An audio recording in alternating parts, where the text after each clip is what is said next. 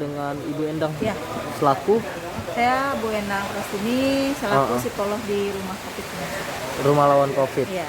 Ibu Endang bisa dijelasin nggak kegiatan Ibu selama di Rumah Lawan Covid itu seperti apa sih? Ya, saya masuk ke sini dari bulan April. Pertama kali dibentuk rumah lawan COVID di sini. Kegiatan yang saya lakukan di sini adalah memberikan motivasi, edukasi kepada pasien. Karena kan yang rata-rata ya, yang ada di sini tuh psikisnya. Bukan, kalau saya tidak berbicara medis ya. Di sini psikisnya yang terkena depresi, bahkan pernah ada yang sampai mau bunuh diri di sini. Iya, betul. Itu pasien wanita Pasien atau laki-laki. laki-laki? Iya. Alasan dia untuk bunuh Karena diri dia kenapa? kan ada diabetes, terus penciuman sudah tidak ada. Jadi dia berpikirnya, wah ini saya pasti akan mati nih besok. Saya anggap sudah tidak hidup lagi nih besok. Nah, cara Itu Ibu ketahuannya malam. Saya kan sering masuk malam juga. Ya, pas malam jam 2 dia sedang duduk di tempat tidur, bicara sudah.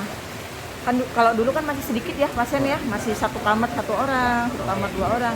Terus saya kesana sekitar jam 2-an tuh melihat seperti itu. Setelah saya tanya kenapa, dia cerita bahwa Bu, saya ini akan mati Bu, umur saya nggak panjang. Itu yang saya push terus tuh untuk memberikan motivasi. Ketika dia dikirim ke RSUD pun dia mentalnya jatuh juga. Ya pikirannya tambah, wah ini saya dikirim ke RSUD, pasti saya akan meninggal di RSUD.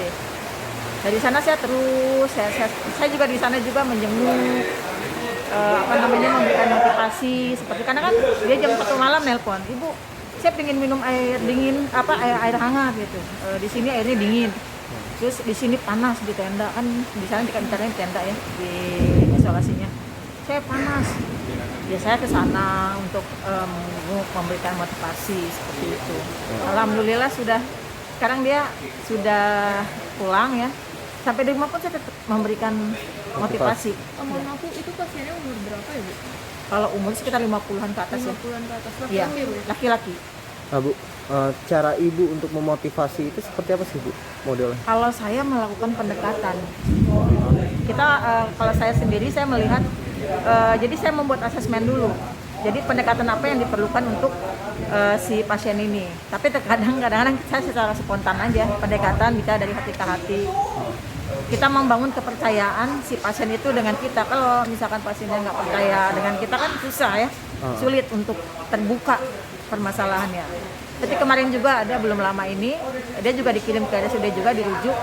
Ketika saya datang tidak mau makan, jadi nasi hanya dilihatin aja, dipandangi aja si nasinya ini. Begitu saya tanya kenapa Pak, dia sedih.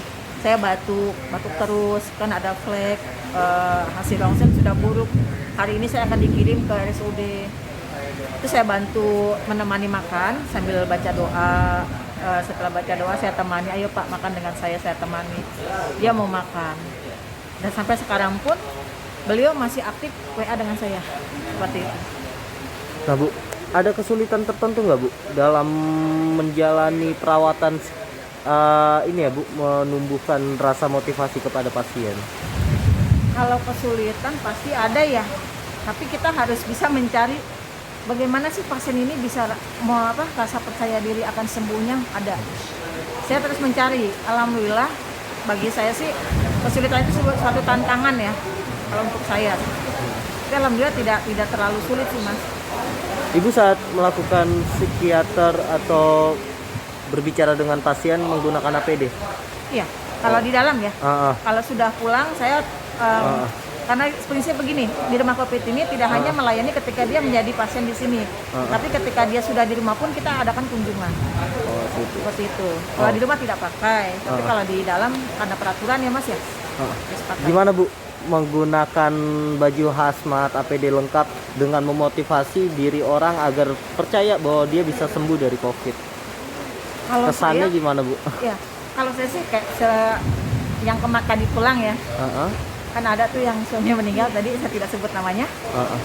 Dia nangis, dia pingin, artinya kalau dia sudah menangis kan ingin dipeluk ya. Saya akan meluk sampai dia heran, Bu kok ibu mau meluk saya, ibu kok nggak takut? Artinya kan dia orang lain selama ini nggak berani meluk dia kan, makanya saya peluk ya, ketika saya memakai APD. Saya bilang Saya hanya takut sama Allah.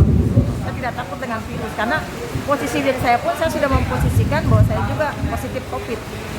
Seperti itu motivasinya. Seperti tadi juga pulang, Ibu boleh nggak saya meluk? Boleh, saya peluk, walaupun dalam keadaan tidak pakai APD. Saya peluk tadi, saya cium. Jangan lupa subscribe ya.